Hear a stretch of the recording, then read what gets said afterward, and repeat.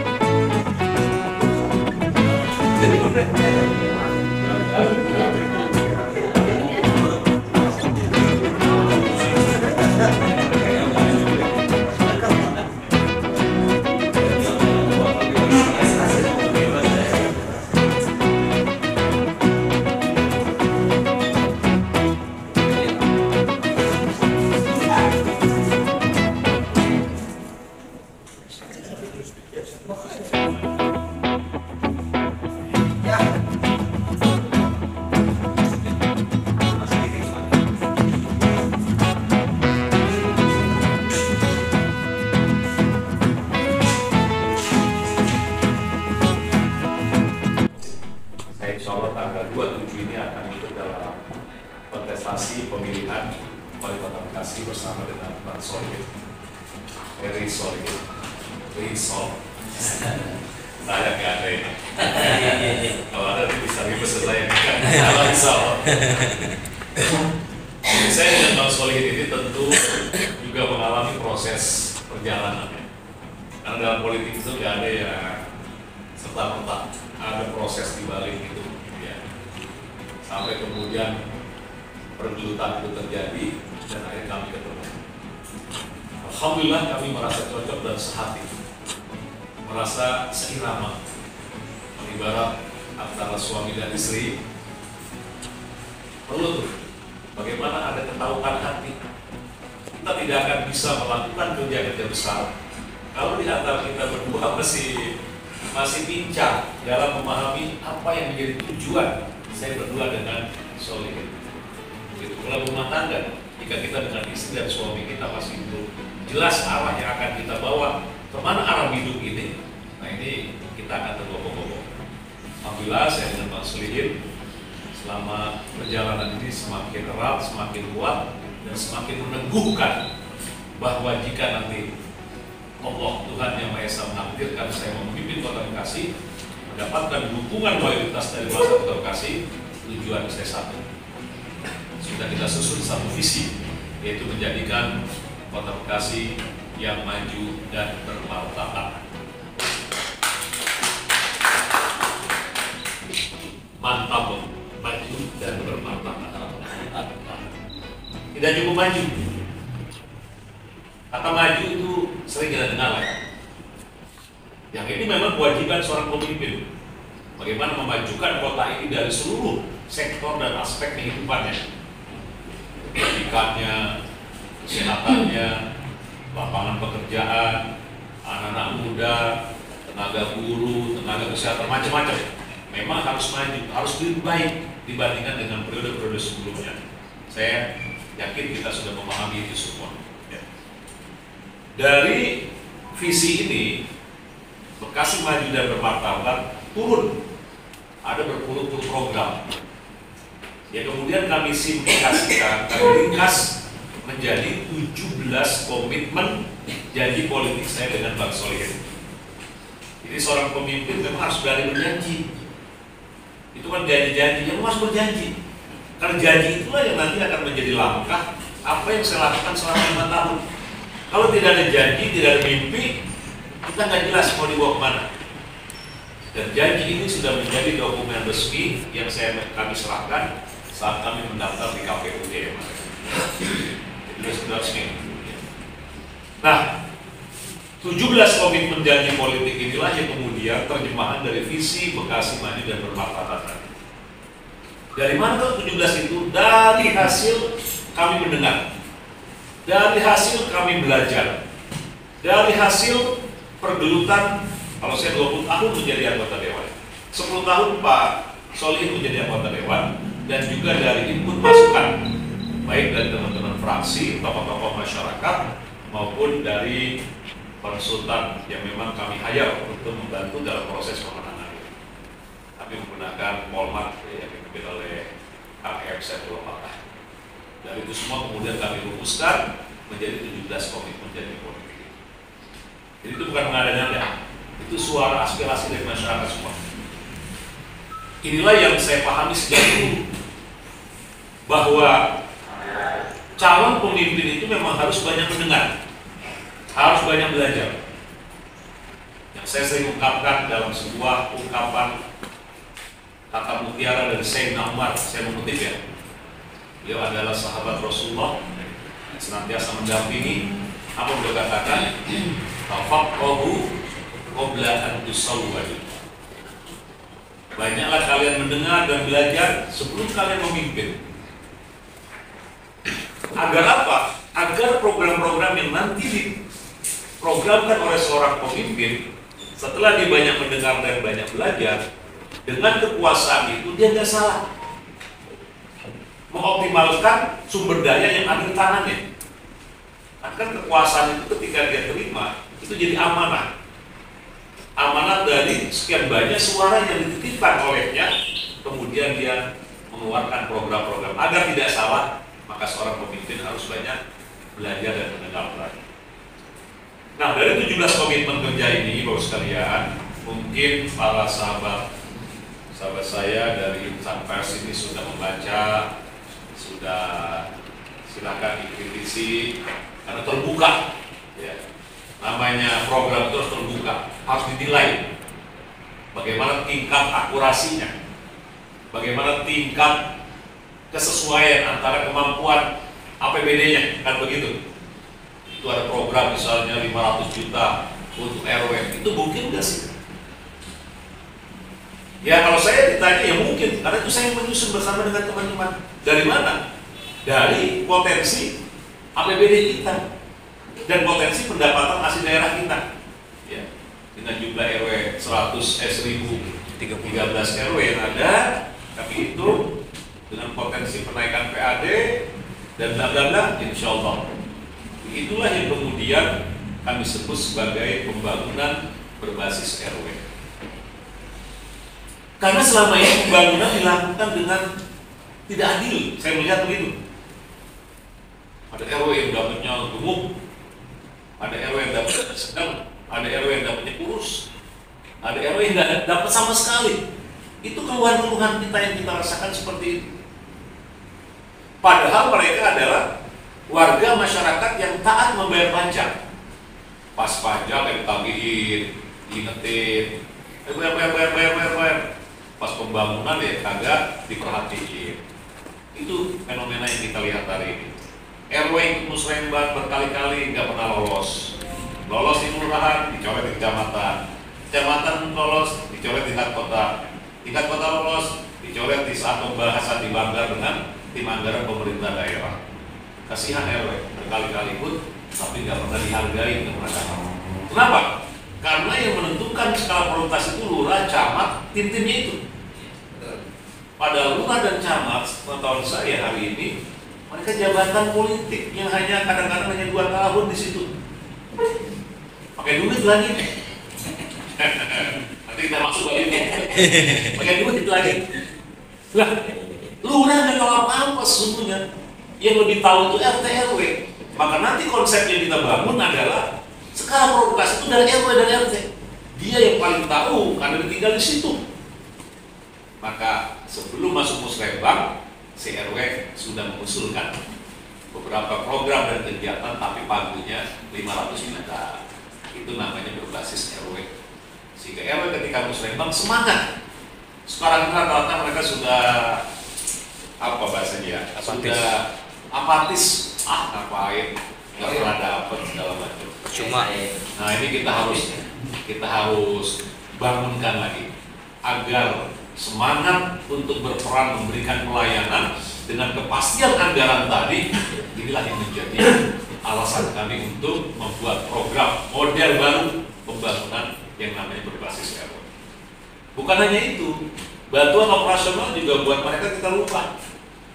Hari ini 700.000, RT 500.000 per bulan, jumlahnya kecil, laporannya sulit, kadang-kadang laporan apa, digunakan untuk apa gitu ya. Nah ini nggak boleh seperti ini bos sekalian. Dari mulai hal-hal yang mendasar kita harus ubah. Bantuan operasional kita ubah dengan insentif, ya. Dan nggak perlu laporan, 700 nggak bakal korupsi RW. Ya. Bahkan hampir saya tanya, mereka nombok rata-rata itu RW 700 sekarang Bapak Ibu untuk rapat 1-2 kali udah habis. Jadi nggak perlu akuntabilitas, nggak perlu bos saya. Ribet. Setelah laporan segini disimpan mau dimanain? Perusahaan usahain aja. Ya. Jadi kita rubah menjadi insentif dan kita tambah. Hitung-hitungan kami, insya Allah untuk RW 25 juta per tahun anggaran. Untuk RT 20 juta per tahun anggaran. Untuk ibu-ibu kader posyandu dan PKK 17 juta per tahun anggaran. Dan untuk LPM dan PKM masing-masing 25 juta per tahun anggaran. Ini namanya pembangunan berbasis RW. Dari rakyat, oleh rakyat, dan untuk rakyat. Pajak yang mereka berikan harus kita olah, proses dengan sistem yang benar, dan dikembalikan. Pembangunan itu berdasarkan aspirasi mereka. Sehingga apa? Setiap RW bergairah, setiap RW punya motivasi, setiap RW pasti akan bergerak dengan ada program yang tadi saya sampaikan. Kemudian yang kedua, tentu kami juga sangat concern dengan sumber daya manusia, ya, sumber daya SDM. Sebab kalau kita bicara sumber daya alam, Bekasi ini nggak ada ya, ya ada tapi terbatas ya. Kita laut nggak punya, kecuali di Paragembong itu kabupaten ya. Kita gunung yang nggak ada gitu ya. Alhamdulillah di sini pantai, sumber daya alam kita itu ya kita nggak ngandelin. Makanya yang harus kita perhatikan sumber daya manusia. Kalau sumber daya alam ini terbatas, walaupun ini anugerah Tuhan yang luar biasa, kalau kemudian dikeruk terus berhari-hari, yang ada di dalam pasti habis. Tapi kalau investasi kita dalam bentuk sumber daya manusia, maka dia akan berlaku jangka panjang. Saya dengan Bang Solid sudah komitmen untuk meningkatkan sumber daya manusia, maka tidak ada lain. Caranya dengan apa? Memberikan akses yang semurah dan semudah mungkin agar anak Kota Bekasi ini harus mereka berpendidikan. Walaupun secara undang-undang bupati dan wali kota itu hanya ngurus terkait dengan SMP, SD dan yang ke bawahnya. Ya. Jadi kita akan perbaiki. Pertama, manajemen hubungan antar negeri dengan swasta. Ini kita perbaiki. Dari pengalaman kita selama ini kan buruk banget hubungan ini. Ya. Padahal pemerintah itu punya utang budi kepada swasta, Bapak Ibu. Lulusan SD yang bisa terkampung ke SMP negeri itu baru setengahnya lebih. Yang sisanya kemana? Ke swasta. Di saat pemerintah belum bisa menyiapkan sarana pendidikan, mereka masuk ke swasta. Maka swasta dalam titik ini mereka adalah yang memberikan solusi terhadap tanggung jawab pemerintah. Maka swasta harus kita jadikan mitra, harus diperhatikan. Sumber daya modal, bantuan-bantuan harus kita perhatikan. Sehingga nanti hubungan antar negeri dan swasta ini harus baik, ya. Saling melengkapi, bukan saling marah-marahan. PPDB, swasta marah karena negeri punya kebijakan gini-gini. Nah, ini pola-pola hubungan seperti itu nanti kita akan rubah, ya. Negeri dan swasta menjadi mitra. Kemudian terkait dengan jumlah lulusan SD yang ke SMP negeri masih sangat kurang, kita punya kebijakan tidak mengganggu keberadaan sekolah swasta. Kita harus mendirikan unit sekolah baru, USP untuk SMP negeri, khususnya yang di suatu daerah belum ada. Karena kita akan menargetkan bocah Bekasi, anak Bekasi harus belajar minimal 12 tahun, minimal. SD 6 tahun, SMP 3 tahun, SMA atau SMK 3 tahun, minimal 12 tahun. Syukur-syukur punya rezeki orang tua bisa kuliah. Syukur-syukur anak kita cerdas, dapat peluang beasiswa, alhamdulillah. Ini minimal 12 tahun. Sebab jangan sampai nanti ada anak kita di Bekasi yang hanya lulusan SD, jangan ada yang hanya lulusan SMP, SMA saja. Kita khawatir kalau mereka tingkat dan level pendidikannya hanya sampai di dasar, maka mereka ke depan hanya menjadi penonton di kotanya sendiri, bukan menjadi pemain. Jangan menambah angka pengangguran, tapi mereka harus mampu bersaing di setiap bursa-bursa kerja yang kita siapkan. Eri Solihin sudah menyiapkan nanti 100.000 lapangan pekerjaan selama 5 tahun. Kita bagi berarti 20.000 per tahun lapangan pekerjaan kita siapkan untuk anak kita. Untuk apa? Untuk menaikkan indeks pembangunan manusia IPM agar daya beli, pendidikan dan kesehatannya semakin baik di Kota Bekasi. Bahkan kita punya cita-cita besar untuk meningkatkan sumber daya manusia ini tidak hanya sampai di 12 tahun. Bagaimana kita bisa mewujudkan keinginan dan cita-cita lama kita, yaitu agar di Kota Bekasi ada universitas negeri. Ini waktu saya di Ketua Komisi D, kami sudah merancang itu sesungguhnya.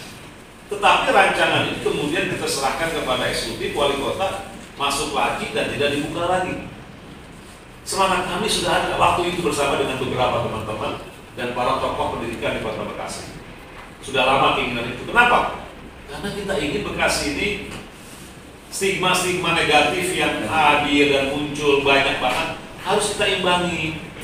Minimal ada perhatian yang luar biasa oleh pemerintah terkait dengan pendidikan. Salah satunya adalah wujudnya ada kampus negeri di Kota Bekasi.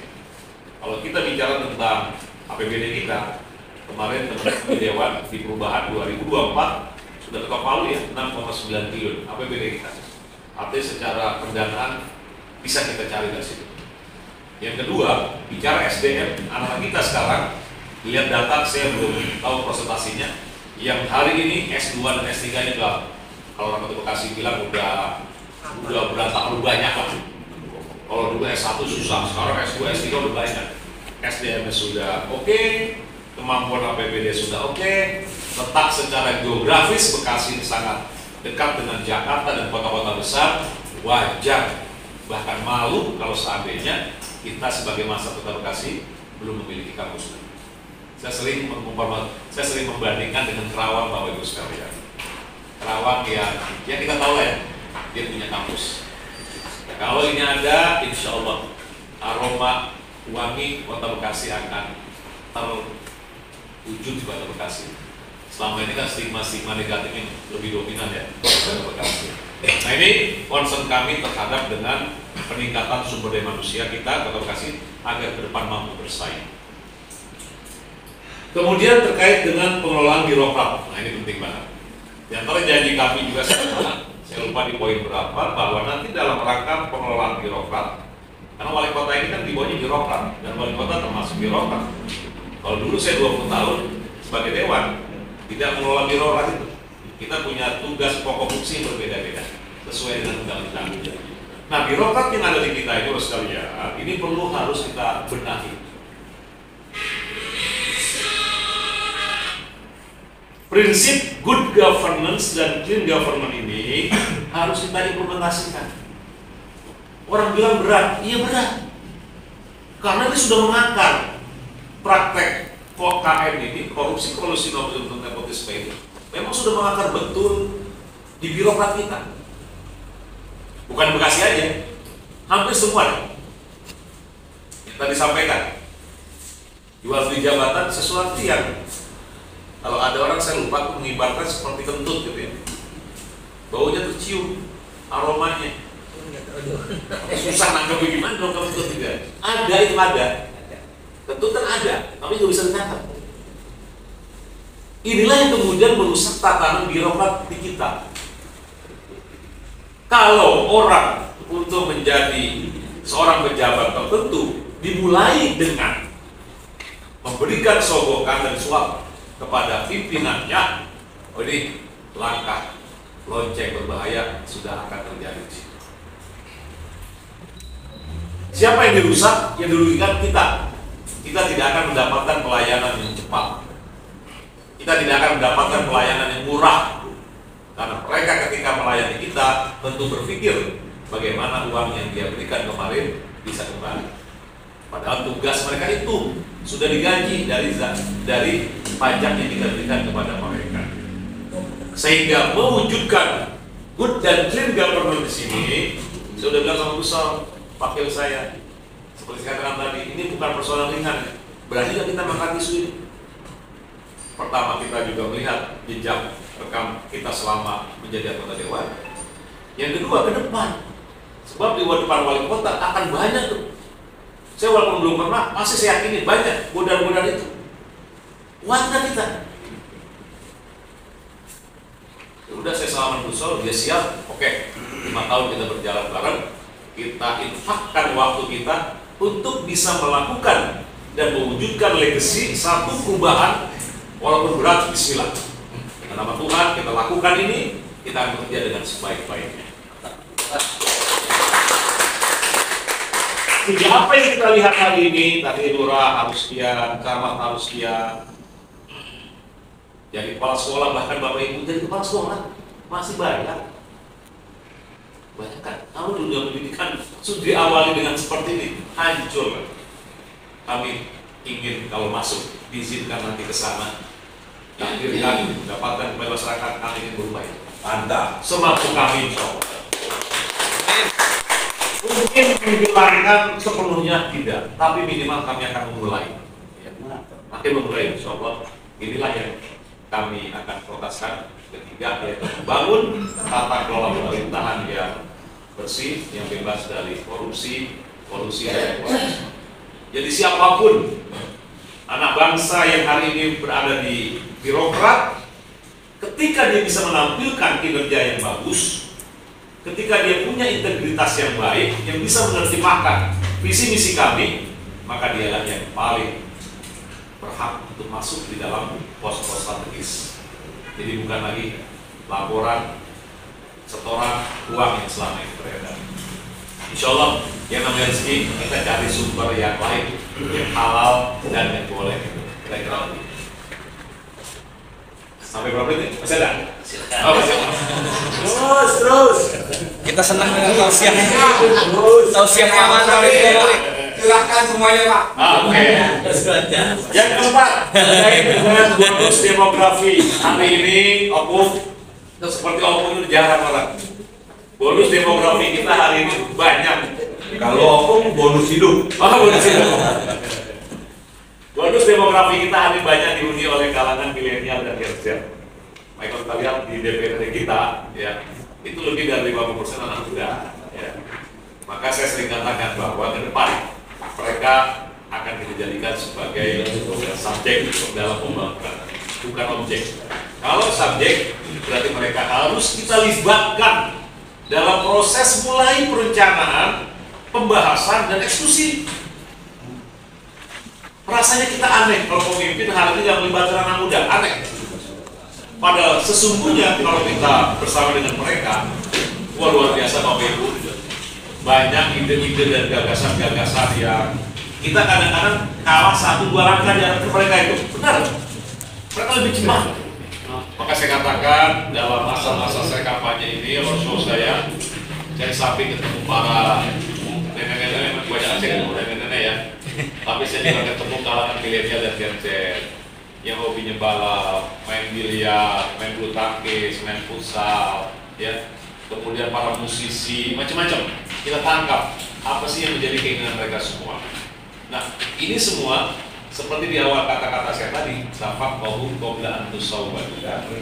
Seorang calon pemimpin harus jadi banyak mendengar dari seluruh elemen masyarakat manapun, termasuk milenial, sehingga nanti program-program yang akan disusun selama 5 tahun ada program yang betul-betul ada kesesuaian dengan apa yang menjadi harapan masyarakat Bekasi, khususnya kalangan milenial. Untuk kalangan milenial ini, bos sekalian, saya melihat mereka ini sesungguhnya sekarang ini menunggu agar mereka dilibatkan dalam proses pembahasan. Mereka hari ini hanya menjadi objeknya saja. Tuh, jadi mereka sudah 5 matang. Program itu nggak ada. Proses dari ide dan gagasan mereka itu nggak ada, jarang sekali. Padahal saya katakan di awal, mayoritas bonus demografi penduduk kita hari ini mereka hari ini. Alhamdulillah saya hati banyak ditemani oleh anak-anak muda ya, yang mereka sangat segar ketika menyampaikan ide-ide dan gagasannya. Nah, 17 komitmen itulah yang kemudian juga ada bagian di antara ide dan mereka. Contoh misalnya terkait dengan wifi gratis di setiap kelurahan bahkan RT yang nanti kita akan anggarkan. Agar apa? Agar penyebaran informasi ini merata. Dan itu yang mereka inginkan. Anak-anak muda hari ini, Bapak sekalian, mereka luar biasa. Saya melihat banyak sekali komunitas-komunitas yang ada hari ini. Kalau saya ketemu para pembalap sederhana, mereka ingin Bekasi dong, beli depan bisa nggak dibuat satu sirkuit biar kami tidak lihat dalam balap-balapan. Masa Subang yang APBD-nya 2,7 saja punya sirkuit, kami harus latihan ke sana. Karena kalau Sentul sangat mahal. Oke, kita berjuang dulu. Kalau menang insya Allah sirkuit dan cabur-cabur lain kita akan cicil selama 5 tahun sehingga mereka punya tempat base camp mereka latihan. Saya merasakan betul hari ini pemerintah mengabaikan itu. Saya ketua cabur futsal hari di Kota Bekasi nggak punya lapangan futsal yang berstandar nasional. Itu ada sekretaris sekjen saya itu, Pak Hakim. Kita bawain dari pusat ke provinsi, ditolak, bukan ditolak. Sudahlah, itu ngobrol hebat ya, sudah berlalu. Artinya apa? Abai, ya. Kita dituntut untuk menjadi yang terbaik, sementara dalam waktu yang bersamaan tidak imbang antara sarana yang disiapkan. Kan nggak adil, zolim namanya, dalam agama.